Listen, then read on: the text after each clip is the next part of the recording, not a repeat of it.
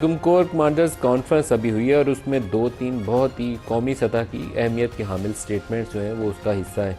एक तो स्टेटमेंट कहती है इंडस वाटर ट्रीटी के हवाले से कि जो 24 अप्रैल 2025 में नेशनल सिक्योरिटी कमेटी का एलामिया था, वी स्टैंड बाई दैट, और उसके तहत कौमी मफादात का तहफ़्फ़ुज़ करेंगे। वो 24 अप्रैल 2025 का कौमी एलामिया वो बहुत अहम था। वो एक स्टेटमेंट तो एक पैरे की थी, लेकिन वो पूरी कौमी पॉलिसी का रुख मुतय्यन करती है। वो पॉलिसी ये कहती है कि अगर भारत पाकिस्तान का पानी रोकता है तो इसको as an act of war Pakistan treat करेगा, इसको हमला तस्वुर करेगा पाकिस्तान की सलामती के ऊपर। और पाकिस्तान की सलामती के ऊपर अगर हमला हो तो उसका जवाब क्या देना है, वो फ़ौज ने पाकिस्तान की सलामती का तहफ़्फ़ुज़ यकीनी बनाना है। और यही आज की ISPR की जो ऑफिशियल स्टेटमेंट है कोर कमांडर्स कॉन्फ्रेंस के बाद उसका हिस्सा है। बहुत सिग्निफिकेंट स्टेटमेंट है और मेरे ख्याल में एक डायरेक्शन सेट कर रही है कि आइंदा आने वाले दिनों के अंदर पाकिस्तान किस किस्म के स्टेप्स ले सकता है। इसी तरीके से अफ़गान तालिबान रजीम, उसके कब्ज़े में जो इलाका है अफ़गानिस्तान की सरज़मीन से जो पाकिस्तानी इलाकों में दहशत गर्दी होती है, उसके ऊपर भी पॉलिसी स्टेटमेंट है और वो भी अहमियत की हामिल है। वो स्टेटमेंट ये कहती है कि अफ़गान सरज़मीन, अफ़गान तालिबान के ज़ेर कंट्रोल जो इलाका है, वहाँ से जो पाकिस्तानी इलाकों में दहशत गर्दी की कार्रवाइयाँ हो रही हैं, उनके ख़िलाफ़ पाकिस्तान इंटेलिजेंस बेस्ड ऑपरेशन जारी रखेगा ताकि वहाँ से दहशत गर्दी का जो स्पिल ओवर है उसको रोका जा सके। तीसरा स्टेटमेंट का जो हिस्सा है, लंबी चौड़ी स्टेटमेंट है, तीसरा स्टेटमेंट का हिस्सा पाकिस्तान के इंटरनल जो मुख्तलिफ ऐसे डिस्ट्रिक्ट्स हैं जहाँ पर इस वक्त शोरश ज़दा इलाके कहना चाहिए, जहाँ पर सूरत हाल बहुत ख़राब है, दहशत गर्दी का बहुत ज़ोर है, वहाँ पर ऑपरेशंस हो रहे हैं कुछ इलाकों के अंदर। वो ऑपरेशन तो जारी रहेंगे, लेकिन मेरे ख्याल में इस स्टेटमेंट में बहुत वज़नी हिस्सा है इस एक जुमले में, जिसमें वो कह रहे हैं कि गवर्नेंस स्ट्रक्चर जो हैं इन इलाकों के अंदर, रोबस्ट गवर्नेंस स्ट्रक्चर्स उनको कायम किया जाएगा ताकि सूरत हाल को बेहतरी की तरफ लाया जा सके। As a matter of fact वहाँ रोबस्ट या गवर्नेंस स्ट्रक्चर नाम की चीज़ ही कोई नहीं है। जहाँ पर ये कुछ वो इलाके जो जम किए गए हैं KP के अंदर, जो फॉर्मल ट्राइबल एरियाज़ हमारे फाटा एरियाज़, उनके अंदर तो गवर्नेंस स्ट्रक्चर नाम की चीज़ ही कोई नहीं है। इसी तरह बलूचिस्तान के वो डिस्ट्रिक्ट्स जहाँ सूरत हाल ख़राब है, वहाँ भी गवर्नेंस नाम की कोई चीज़ नहीं है।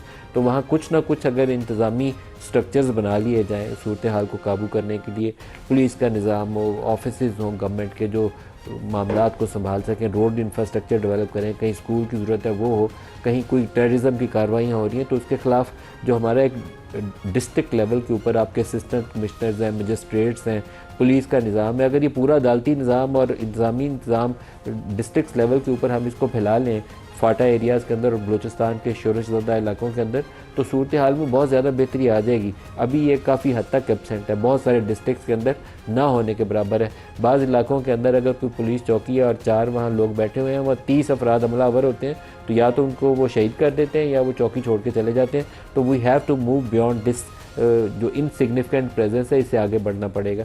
आज के प्रोग्राम में इन तीनों मौज़ूआत को डिस्कस करेंगे। हमारे साथ स्टूडेंट शख्सियत हैं बैरिस्टर उमैर नियाज़ी साहब, सीनियर रहनुमा हैं PTI से, आपको खुशामदीद कहते हैं प्रोग्राम में। दानियाल चौधरी साहब वफाकी वज़ीर पार्लिमानी अमूर भी हमारे साथ होंगे और शेर अफसर मरवत साहब रुकन कौमी असम्बली हैं, वो भी हमें ज्वाइन कर रहे हैं। सबको प्रोग्राम में खुशामदीद कहते हैं। बैरिस्टर उमैर नियाज़ी साहब, कोर कमांडर्स कॉन्फ्रेंस का एलामिया, बड़ी 3-4 धांसू किस्म के बयान आते हैं, आपकी असेसमेंट? देखिए, इसमें इसको देखने से पहले 2-3 चीज़ों को देखना पड़ेगा। बुनियादी तौर पे हमारा ढांचा जो है, जिसके तहत अब इसमें काइनेटिक ऑपरेशन पे ज़्यादा फोकस है, ये आ किधर से रहा है कि हमारी एक नेशनल सिक्योरिटी पॉलिसी है जो कि एक पॉलिसी डॉक्यूमेंट 2021 में दिया गया, जो 2025 तक नाफिजुल अमल था, उसका अपडेट आनी थी। साथ ही साथ हमारा नेशनल एक्शन प्लान 2 जो उस नेशनल सिक्योरिटी पॉलिसी को सामने रखते हुए पैरामीटर्स देखता है कि आप किस तरह से गो अबाउट करना है। अब उसमें आगे आपकी फर्दर डिवीज़न है काइनेटिक पार्ट पे और नॉन काइनेटिक पार्ट पे। अब इस सारे एलानिए जैसा आपने सारी चीज़ को डिस्कस किया, इसमें प्राइमरीली फोकस काइनेटिक पे है, मगर साथ ही साथ जिधर आपने गवर्नेंस का जिक्र किया, ये नॉन काइनेटिक पार्ट है। बहुत ये बड़ी भारी भरकम स्टेटमेंट है, भारी भरकम भी, मगर देखें ये आनी किधर से चाहिए थी कि पॉलिटिकल साइड का ये फेलियर आइडेंटिफाई कर रही है, कंप्लीट फेलियर कि देखें कि पॉलिटिकल साइड को या अपनी रिस्पॉन्सिबिलिटी का ही नहीं पता। अब हम देखें, हम अपने गवर्नेंस स्ट्रक्चर को टॉप से इग्नोर कर रहे हैं। अगर आप कैबिनेट डिवीज़न को उठा के देख लें, कैबिनेट डिवीज़न के अंडर, कैबिनेट मिनिस्ट्री के अंडर है सिक्योरिटी डिवीज़न। आपका सिक्योरिटी डिवीज़न बहुत सारे मामलात को देखता है, मगर इंटरेस्टिंगली नेक्टा जो आपकी अथॉरिटी है जिसने टेररिज्म के सारे ऑपरेशन को कोऑर्डिनेट करना है, जो एक किस्म का आपका नर्व सेंटर है जो सारी चीज़ों को देखता है, वो आपने रखा हुआ है इंटीरियर मिनिस्ट्री के अंडर। तो प्राइम मिनिस्टर की जब ओवरसाइट ही नहीं होगी एक चीज़ को, वो किस तरह से देखेगा? या तो प्राइम मिनिस्टर ने बलूचिस्तान को भूल गए हैं, केपी को भूल गए हैं, उनके लिए खाली इस्लामाबाद है, फिर तो समझ आती है कि नेक्टा जी इंटीरियर के अंडर दे दिया है। मगर अब बुनियादी तौर पे जब तक अपनी गवर्नेंस ठीक नहीं करेंगे, क्योंकि ये बड़ी बारीक बातें हैं, इसको हम कभी देखते ही नहीं है, सियासतदान ओवरलुक कर रहे हैं। मैं तो समझता हूँ कि तमाम सियासतदानों को एक दफ़ा अपने मुल्क की नेशनल सिक्योरिटी पॉलिसी पढ़ानी चाहिए। जब तक वो पढ़ेंगे नहीं, इन इशूज़ से अवेयर नहीं होंगे, आप कैसे इन चीज़ों को टैकल करेंगे?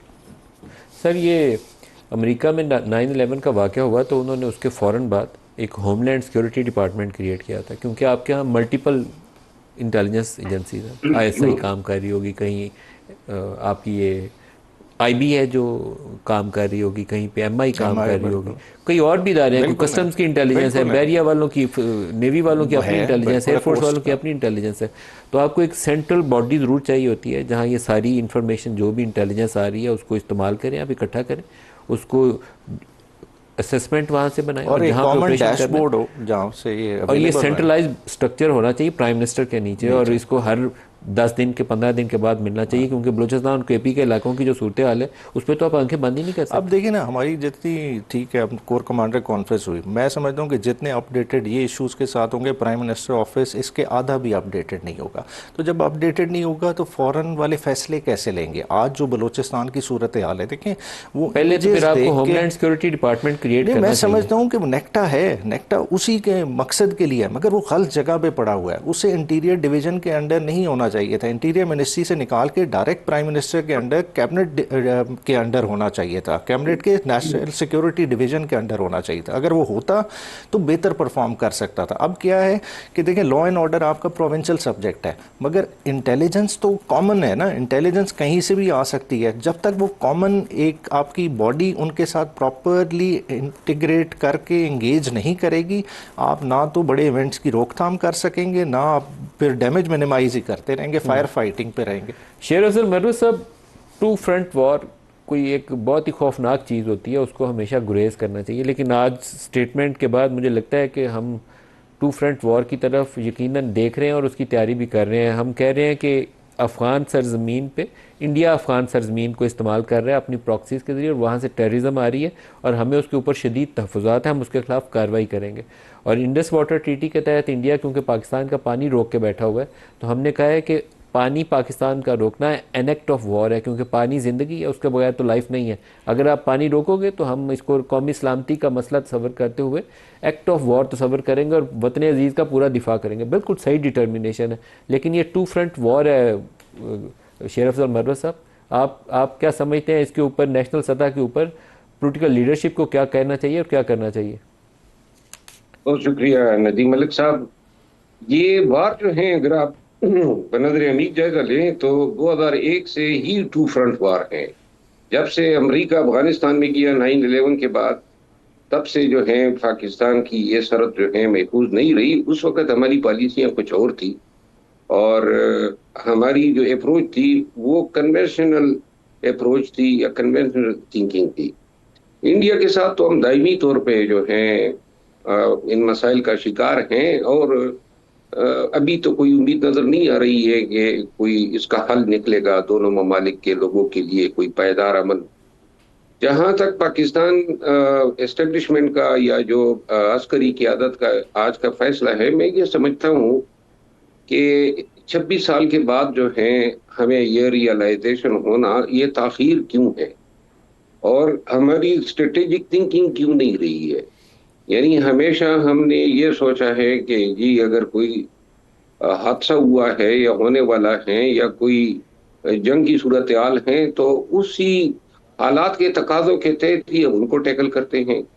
हमने फ्यूचर का नहीं सोचा होता है कि 5 साल के बाद जो है इनके क्या नताइज हो सकते हैं और 5 साल के बाद जो है इस खित्ते पे या इस इलाके पे क्या हालात होंगे। अगर 2001 से हमारी थिंकिंग स्ट्रेटेजिक होती यानी कि आने वाले वक्त के लिए तदारुक करना होता दहशत गर्दी का, तो फिर हमारी इन पॉलिसियों में ये उतार चढ़ाव न रहता कि कभी सुलह करो, कभी बसाओ, कभी भगाओ, कभी मारो। तो लिहाजा मैं ये समझता हूं कि कुल के अस्करी क़ियादत को और सियासी क़ियादत को दहशतगर्दी की जंग में और दोनों ममालिक के साथ ताल्लुकात के हवाले से पॉलिसी बनाने पे सेम पेज पे आना होगा, नंबर एक। और दो, सिर्फ बात यहाँ पे ख़त्म नहीं होगी कि ये आपने नेशनल एक्शन प्लान 1 या 2 दे दिया। बेसिकली नेशनल एक्शन प्लान जो है, इसको अगर आप देख लें तो इसकी कामयाबी का तमाम दारोमदार जो है वो अवाम के पार्टिसिपेशन से है। और मुसीबत यही है कि अवाम को इसमें शामिल नहीं किया गया। खैबर पख्तूनख्वा में जो अभी आप तस्करा कर रहे थे गवर्नेंस के हवाले से, मैं उसी इलाके से ताल्लुक रखता हूँ। मेरा खित्ता जो है शोरश का शिकार, मेरा हल्का जो है वो शोरश का शिकार है, और हम एक जंग की ऐसी कैफियत में हैं। और मैं आंखों देखा हाल बयान करता हूँ कि मेरे इलाके में क्या हो रहा है। ये जो गवर्नेंस है, गवर्नेंस जो है वो तो अब रही ही नहीं है।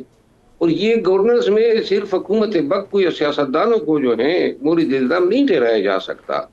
हमारे इलाके में चाहे कानून का तकाजा तो ये है कि मैं अगर कोई असला पिरा हूं तो मैं उसका लाइसेंस लूं। ये मुमकिन ही नहीं है। जिंदा रहने के लिए जरूरी है कि मैं हेवी असला रखूं, मैं ड्रोन्स रखूं, मैं स्नाइपर्स रखूं, मैं थर्मल्स रखूं। ये इसके बगैर बिल्कुल मुमकिन नहीं है। और अब वहां पे मिसाल के तौर पे लकी मरवत की मिसाल दूं, वहां पे अब अमन व अमान जो है या जंग जो है वो अब कोई और नहीं लड़ रहा है, न फौज लड़ रही है, न कोई और लड़ रहे हैं, वो हम खुद लड़ रहे हैं। वहां हम मोर्चाजन हैं। हमने तमाम रास्ते जो हैं वो कंट्रोल किए हुए हैं, और वो हमें मार रहे हैं, हम उनको मार रहे हैं।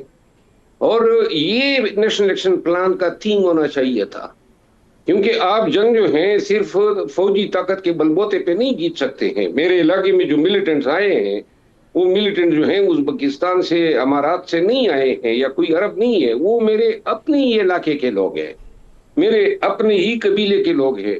तो लिहाजा उनकी ज्यादातर मालूमात जो हैं वो हमें कबायली सतह पे तो बिल्कुल, कि उनका बाप कौन है, उनका दादा कौन है, वो किधर उठते बैठते हैं, ये हमें हमें इल्म हो सकता है। सरकारी इदारों को, पुलिस को या फौज को जो है इतनी मालूमात होना। और अब ये जंग जो है वहाँ वो ट्राइब वर्सेस मिलिटेंट्स बन चुकी है। और गवर्नेंस जो है, सही। गवर्नेंस ज्यादातर शोरशज़दा इलाकों में हुकूमत के पास बराए नाम है। वहाँ गुज़िश्ता 25-26 सालों से गवर्नेंस, कहाँ रोड बनाना है, किस अफसर की तैनाती होनी है, और किस इलाके में, ये हमेशा से जो है वो अस्करी क़ियादत की मशावरत से होता है। डीपीओ कौन लगाना है, डीसी कौन लगाना है। मेरे अपने जिले में यही सूरत हाल है। उनकी हिमायत से और उनकी तायीद से लोग लगते हैं। और अभी भी जो तबादले हुए हैं खैबर पख्तूनख्वा में शोरशज़दा इलाकों में, बाकायदा वहाँ मैकेनिज्म है, आईजी के दफ्तर से डीपीओस की लिस्ट जाती है कोर कमांडर के पास। और इसी तरह डिप्टी कमिश्नर जब लगाए जाते हैं तो उन तमाम डिप्टी कमिश्नर की फहरिस्त जाती हैं, और फिर उनके कंसेंट और अप्रूवल से जो है हुकूमत जो है वो इंतजामी अफसरान की तकर्रियां करती